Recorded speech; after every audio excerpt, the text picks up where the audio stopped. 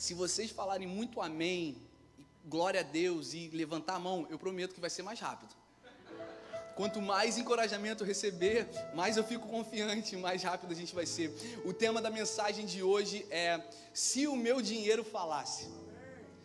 Repete comigo: se o meu dinheiro falasse. Eu não vou fazer muitas brincadeiras e falando sério mesmo, porque esse é um tema que mexe muito com o meu coração, com muita frustração eu falo isso. Porque novamente eu vou ratificar aqui, infelizmente no contexto cristão, nós vemos muitas lideranças abusivas e manipuladoras no que diz respeito a finanças na igreja. Essa casa não é assim, essa igreja não vai pregar sobre isso. Nós não vamos contrariar a palavra, não vamos adicionar e nem remover o que as escrituras nos ensinam sobre finanças. É verdade sim que Jesus falou mais sobre dinheiro do que sobre salvação, você sabia isso? Mas é importante que o fato de ter sido esse tópico sobre finanças, sobre generosidade, sobre dinheiro ter sido tão distorcido, é verdade. Pensa aí no teu coração, não é verdade que nós ficamos muito receosos e com o pé atrás? Por quê? Porque muitos de nós fomos magoados, muitos de nós fomos extorquidos em nome da fé. Por isso hoje não vou fazer muita graça, porque é um tema complexo, mas é um tema divino. E fere o meu coração em saber que homens que deveriam estimular a nossa fé e serem generosos pela gratidão, o fazem com uma motivação de extorquir o povo e de manipular o povo, que em nome de Jesus, homens que abusam e se aproveitam da fé dos seus irmãos, que eles vão pagar o que eles estão plantando. Eu tenho certeza disso. Mas a verdade é que generosidade é bíblica sim, prosperidade é bíblica sim. Houve um abuso sobre a cultura sobrenatural. Muitas pessoas abusaram esse tema.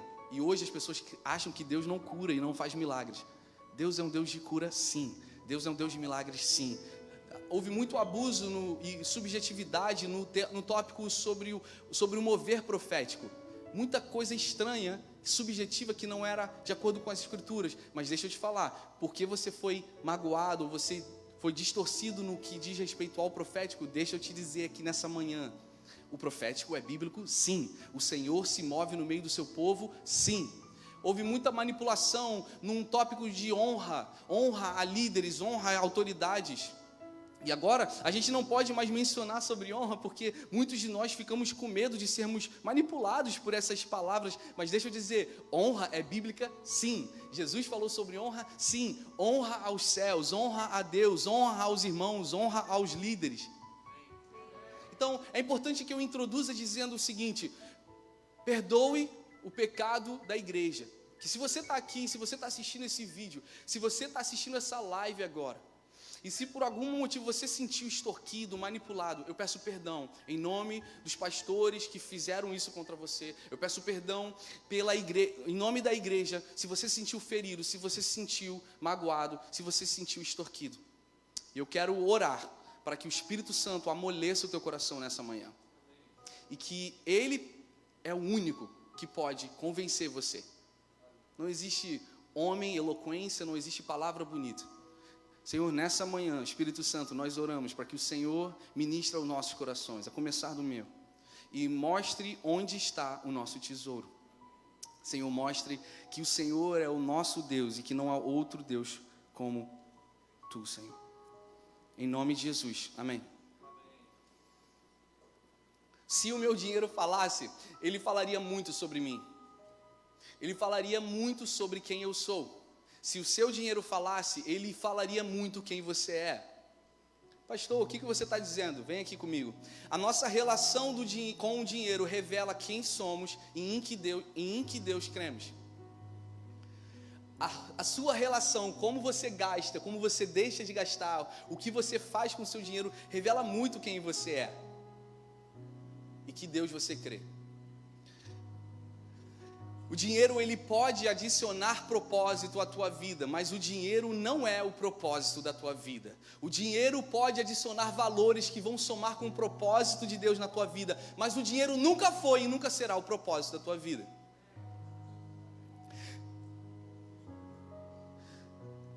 5 coisas que você pode fazer com dinheiro. Naturalmente eu vou dizer, primeiro, você pode gastar o dinheiro. Todo mundo aqui faz isso. Uns mais, uns menos. Segunda coisa que você pode fazer, você pode e deve pagar dívidas com o seu dinheiro. Terceira coisa, você tem que pagar os seus impostos. Esse é o mundo que a gente vive. Jesus falou sobre isso. Quem está comigo aqui, se lembra disso? Ele instrui o seu povo. Você dá de César o que é de César. E tem uma quarta forma de você usar o seu dinheiro, que é guardando o seu dinheiro, ou até diria investindo o seu dinheiro. Sabia que você pode guardar o seu dinheiro? É uma forma sábia de você guardar dinheiro, é importante. As pessoas chamam isso de reserva de emergência. Para tempos como pandemia, você que trabalha num comércio, você não sabia em 2019 que o seu restaurante tinha que fechar. Por isso que um dinheiro guardado é você ter uma margem para, em tempos de crise, você saber utilizar o seu dinheiro numa emergência. Se a mim for fraco aí, esse conselho que eu dei é um conselho muito bom. Mas a Covid está ensinando a gente a talvez cuidar melhor da nossa saúde. E eu vou ratificar aqui que todos nós, por melhor que cuidemos da nossa saúde, nós podemos pegar Covid sim, podemos ficar enfermos sim, podemos até morrer. Mas a Covid está mobilizando as pessoas a se conscientizarem mais pela saúde e também para se conscientizarem da forma como gerenciam o seu dinheiro. A quinta forma de você, olha aqui, usar o seu dinheiro é dar. Dando. É interessante que das 5 formas, a primeira é sobre mim, a segunda é sobre mim, a terceira é sobre mim e a quarta é sobre mim. No máximo é sobre meus filhos, minha família, mas é sobre mim. A quinta é sobre outros. Pastor, o que você está dizendo com isso? Qual é a tua ideia? A ideia é a seguinte, é que isso demonstra quão humanista a nossa geração é, ou seja, tudo sobre nós, quão confortáveis nós vamos ficar, quão seguros nós vamos ficar. Cada vez nós temos medo de crise, medo de ficarmos, sermos ameaçados por crise. Isso mostra que uma coisa, olha aqui, olha, bem, se eu então não gastar tudo, se eu então não me endividar, se o governo então não colher todos os meus impostos e cobrar mais, e se eu não guardar tudo, talvez assim, você está comigo? Se eu não gastar tudo no restaurante, e se o governo não coletar todos os meus impostos, e se eu tiver tempo de investir dinheiro, se eu fizer tudo isso aqui, e aí tiver uma sobra, eu dou. E esse é um raciocínio antagônico às Escrituras. Porque a Bíblia nos ensina, em Mateus capítulo 6, 33, que buscai em primeiro lugar o Senhor, o seu reino e a sua justiça, que todas as outras coisas vos serão acrescentadas.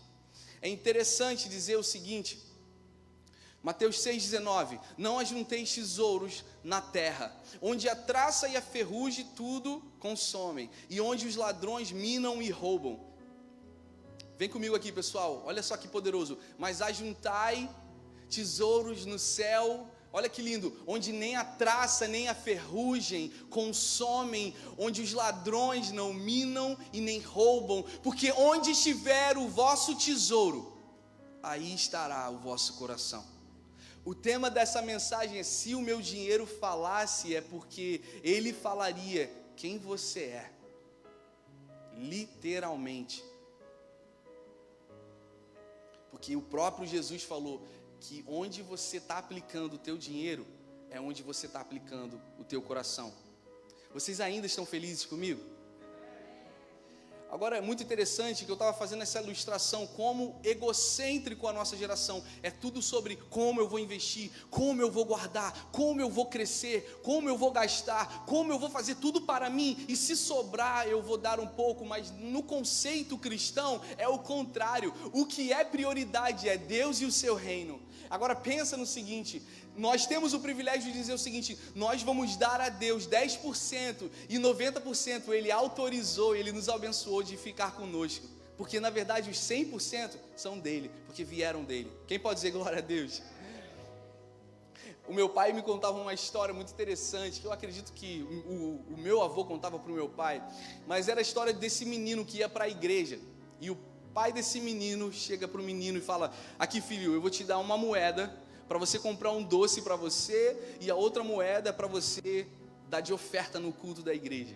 E o menino vai andando de bicicleta e ele deixa cair uma moeda, e a moeda cai no ralo, e o menino diz, ai, lá se foi a moeda da oferta. Lá se foi a moeda do Senhor. Jesus ensina sobre dinheiro o tempo todo. Se você quer saber onde o seu coração está, olhe onde o teu dinheiro está indo. Pastor, qual é o problema de eu fazer tudo isso e a sobra eu dar para a igreja, ou se eu quiser eu dou um dízimo, eu dou uma oferta, eu dou para alguém que necessita? O problema é só um, é que você mostra com a tua finança que Deus está em segundo plano, ou em terceiro, ou em quarto, mas não em primeiro. Se você quer saber onde o seu coração está, olhe onde o teu dinheiro está sendo gasto. Jesus não está atrás do teu dinheiro, Ele está atrás do teu. Jesus não está atrás do teu dinheiro, Ele não precisa do teu dinheiro, mas Jesus está atrás e Ele deseja o teu coração. Por isso a associação que Ele faz em Mateus 6 é muito simples. Ele diz, se você, onde está o teu tesouro, está o teu coração. E filho, eu quero o teu coração, eu não quero o teu tesouro, mas se o teu coração estiver inclinado para esse tesouro da terra, eu não consigo capturar o teu coração. Entende a relação de finanças? É muito interessante, queridos, que vocês entendam que não se trata de Deus que está querendo usurpar a igreja para ter tesouros, não é isso. Ele está querendo que você não seja controlado por aquilo que você pode controlar. O dinheiro não pode ser mais importante que Deus. E é importante que a gente orou pelo Gilmar aqui, a gente ora por cura, e nós oramos muitas vezes, nós falamos assim, olha, eu preciso de uma cura, eu preciso disso, de alguma coisa que está fora do meu controle. Nós declaramos o seguinte, Senhor, toma controle da minha vida, o Senhor tem um controle da minha vida. Mas será que a gente faz a mesma coisa para uma vertente que a gente literalmente tem um controle sobre, que são as nossas finanças? Vocês conseguem entender o que eu estou querendo dizer? É muito fácil a gente declarar a Deus, tome o controle de situações que nós, na verdade, não temos o controle. Nós dirigimos um carro e podemos ter um acidente de carro, como vocês sabem que isso acontece, tragicamente acontece. Você está no controle daquele carro, mas se um outro carro vir contra você, muitas vezes, quantas pessoas morreram fatalmente por causa de pessoas que estavam embriagadas, fazendo coisas erradas, atingindo outros carros? Você não tem como responder a isso. E você fala, Senhor, toma o controle da minha saúde. Sabe por quê? Porque você não tem poder literal para remover um câncer de você, mas Deus tem. Então você libera controle e a soberania de Deus a algo que você não está no controle. Isso é errado? Não, isso não é errado. A minha mensagem é que você também peça o controle de Deus a coisas que você literalmente tem controle, que é o teu dinheiro. E aí é fácil, vocês entendem? O dinheiro realmente vem na tua mão. E a opção de ter um tumor e não ter um tumor não vem na tua mão. Por isso você dá a Deus o controle.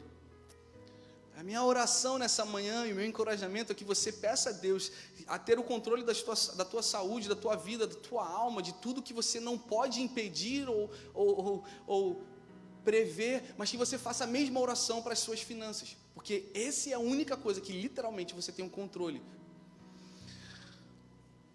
Eu e Sabrina e muitas pessoas aqui, qual é o formato de generosidade segundo as Escrituras? Olha aqui, nós acreditamos no dízimo e nós acreditamos na oferta, são duas coisas diferentes. O que eu e Sabrina fazemos, nós damos 10% de tudo que ganhamos à igreja local, porque nós acreditamos que ao dar à igreja local, essa igreja, nós confiamos na autoridade dessa igreja, de que ela distribui de maneira justa e soberana aquilo que eles precisam fazer. além do dízimo, nós entendemos que a oferta ela é espontânea, ela é uma generosidade além do dízimo. Como a gente está falando aqui, nada sem Deus, a gente vai construir um terreno, quando a gente vai construir um prédio, a gente vai abençoar irmãos de Uganda. É pelo dízimo? Não, é uma oferta além do dízimo. Isso é claro, irmãos? Eu não quero dar, nós amamos você.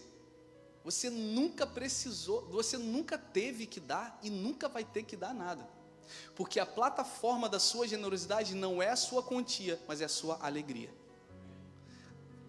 Eu e Sabrina sempre fomos abençoados, entendemos uma coisa.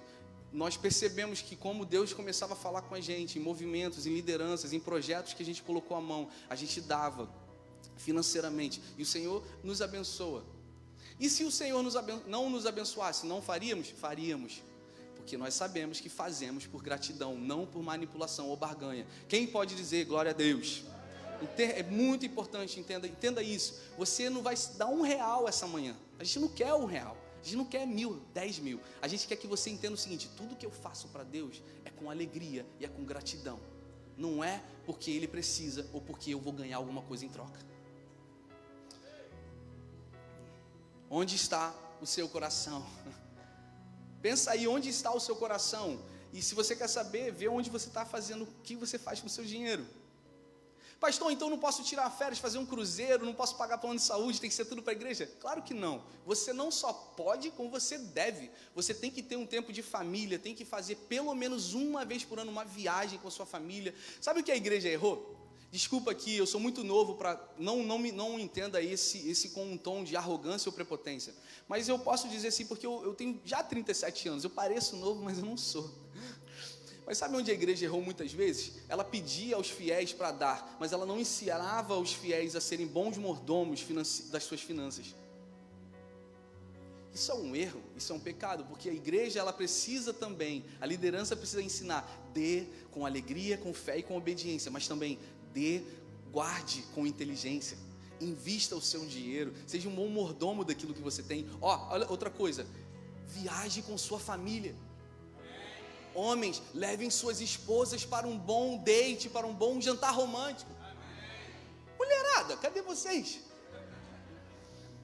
Os pastores, a igreja precisa ensinar, viabilize o seu dinheiro de forma sábia, que você construa coisas.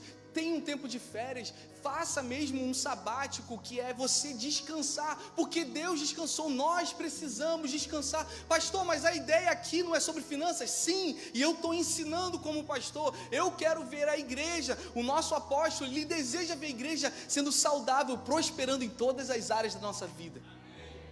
Por isso nós não vamos ser usurpadores de dizer, dê tudo que você tem, faça o que você faz, vamos tocar uma música e manipular você para dar, porque nós não cremos nisso. Nós cremos que você ouve o Espírito Santo.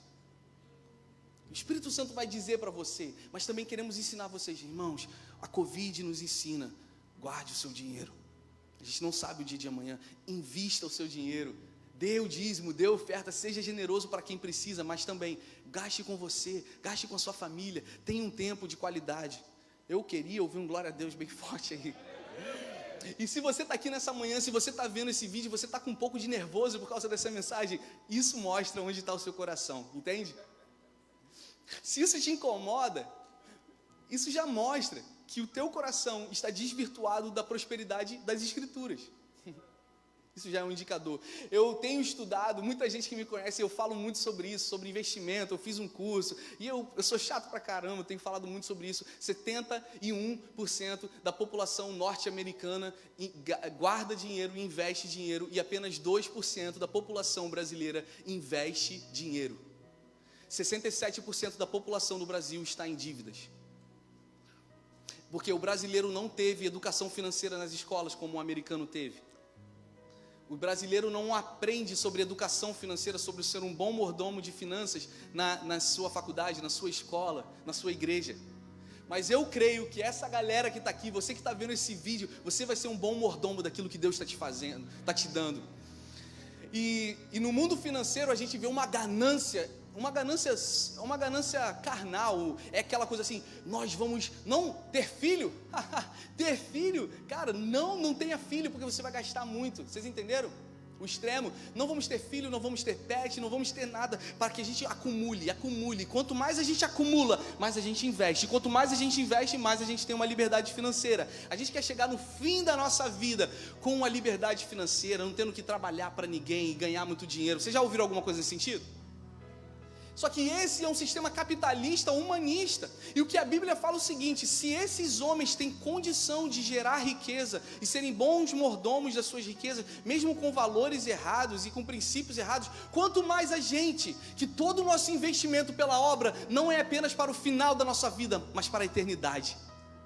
É muito mais rentável, muito melhor. Tem um cara chamado Warren Buffett. Warren Buffett é o guru do mundo de investimentos. Warren Buffett é como se fosse o apóstolo Paulo do mundo de investimentos. Tudo que o Warren Buffett fala, ele ainda é vivo, é um dos caras mais ricos do mundo. Tudo que o Warren Buffett fala, as pessoas copiam, colam e aprendem, porque ele acumulou uma riqueza. 4 coisas que o Warren Buffett fala é o seguinte: todo investimento que eu faço são, primeiro, setores perenes, perenidade. Segundo, antes de eu falar do segundo, eu vou falar o seguinte: setor perene é tudo aquilo que não vai acabar, tudo aquilo que não vai ter fim. Nós investimos em água, em indústrias que têm água, saneamento e eletricidade. Estou dando um exemplo. Por quê? Porque nunca vai acabar. Eu tenho certeza que muitos homens de negócio estão acumulando riquezas porque eles aprenderam na Bíblia como fazer isso. Princípios bíblicos. Warren Buffett fala que todo investimento que ele faz é em setor perene, ou seja, nunca vai ter fim. Agora olha aqui, Lucas capítulo 1, versículo 33 diz: o nosso Deus reinará para sempre sobre o povo de Jacó, e o seu reino nunca terá fim. Eu quero falar para vocês 4 aplicações no mundo de investimentos que se aplicam para a nossa vida espiritual. Ou seja, invista em setores perenes.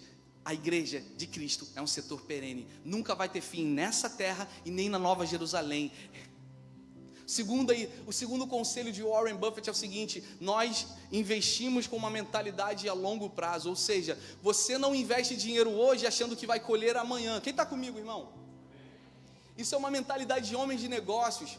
Ah, pastor, por que você está usando esses ícones, homens que não são da Bíblia? Porque nós precisamos aprender muitas vezes a sermos bons mordomos de que historicamente nós não somos. Então a segunda dica que ele fala assim: tenha uma mentalidade a longo prazo. O que significa isso? Ele está dizendo o seguinte: eu vou investir hoje para que daqui a 10 anos eu colha.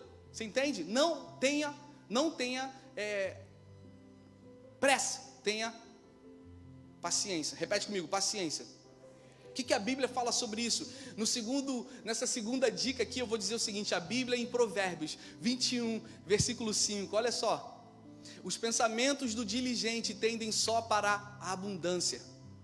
Eu vou repetir porque esses versículos eu não dei para a galera da mídia. Olha isso, irmão, olha isso.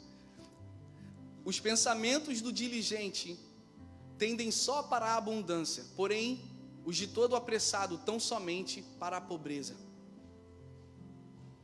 Todo investimento, meu avô Hélio, ele falava muito sobre isso. Ele falava assim: todo investimento que você faz no reino de Deus tem som de eternidade. Nunca você perdeu, você sempre investiu. Ah, mas eu não estou prosperando. Não se preocupe, porque você não dá para prosperar. É longo prazo, literalmente longo prazo. Quem pode dizer amém? A terceira dica de Warren Buffett, ele fala o seguinte: eu só invisto em empresas por causa de disciplina. Eles dizem o seguinte: olha que aplicação linda para a igreja aqui, pessoal, olha aqui, ó. Eles falam o seguinte: não esperem ser ricos para começarem a investir. Você acha que você, quando ganhar uma promoção, quando o teu salário aumentar, ou quando você ganhar na loteria, você vai começar a dar para os outros? Deixa eu te dar uma mensagem aqui, uma notícia essa manhã: você não vai. Você não vai. A Bíblia fala sobre isso. Mateus 25, 21, a Bíblia fala o seguinte: sobre o pouco fostes fiel, e sobre o muito eu te colocarei. Entendem? O mundo de investimento, ele ensina para você o seguinte: comece com R$5, mas comece. Olha aqui para mim, eu estou acabando. Vocês estão alegres ainda comigo? Olha aqui, como pastor, em nome de Jesus, na autoridade de Deus, a gente quer ver vocês prosperando, querem ver vocês tendo boas famílias, a gente se preocupa com vocês, e a gente entende que o coração de vocês tem que estar na obra do Senhor, não no dinheiro. Olha aqui, quando você vai para a academia e você começa a malhar, no dia seguinte você não consegue nem andar. Já anda Acorda assim.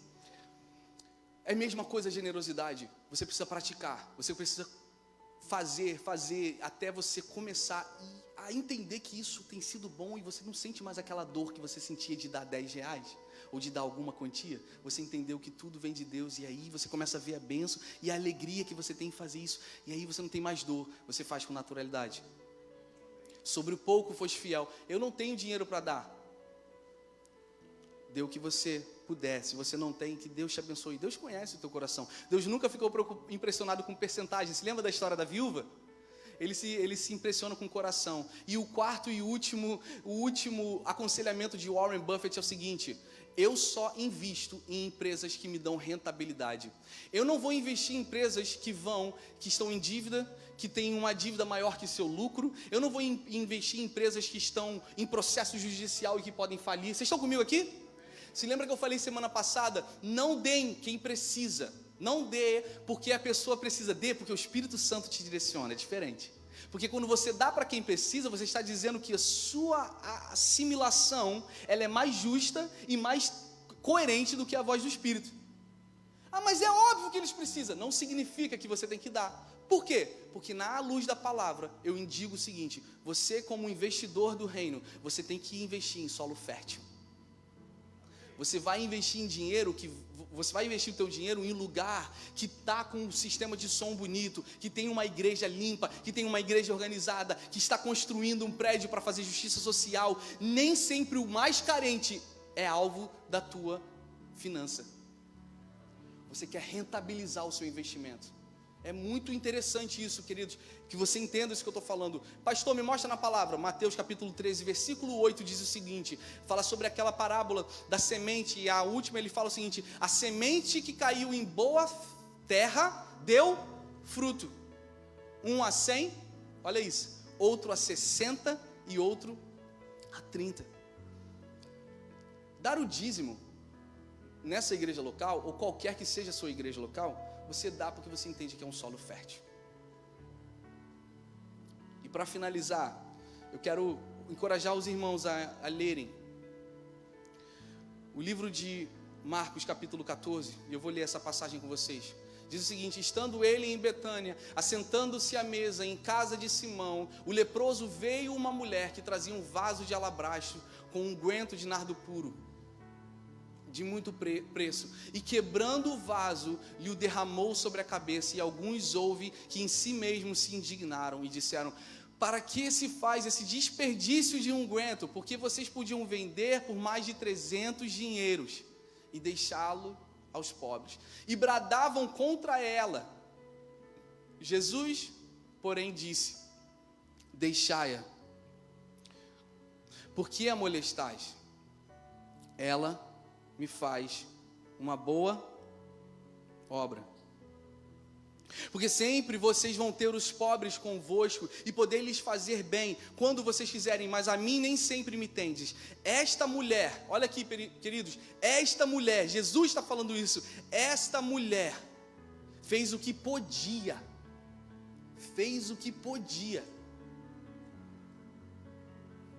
e olha que incrível isso. Antecipou-se a ungir o meu corpo para a sepultura. Em verdade eu vos digo que em todas as partes do mundo onde este evangelho for pregado, também o que ela faz, ou ela fez, será contado para a sua memória. A sua generosidade tem um legado eterno.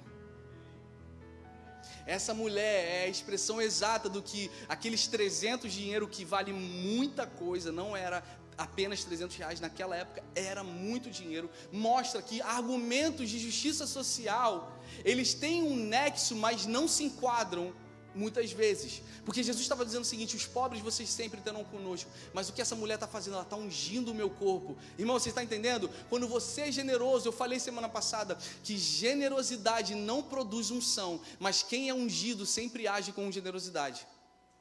Quando você libera com generosidade aquilo que está no teu coração, você está antecipando o que os céus estão falando. Você está criando um legado poderoso. Quando essa mulher deu, olha aqui, quando essa mulher deu, ela não falou o seguinte: olha, se eu fizer isso, irmãos, se eu quebrar e ungir agora Jesus, todo mundo vai falar que eu fiz uma coisa boa. Vocês entendem?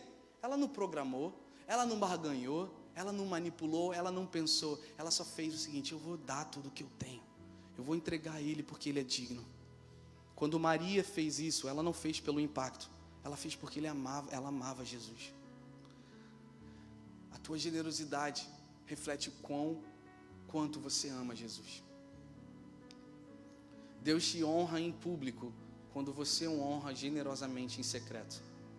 Jesus nunca se interessou pela quantia que você dá, mas na alegria como você dá.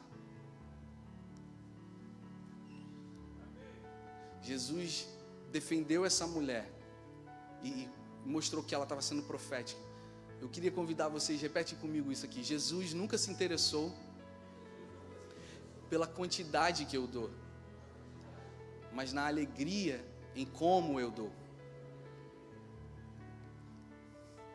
Eu oro para que o Senhor ministre no teu coração.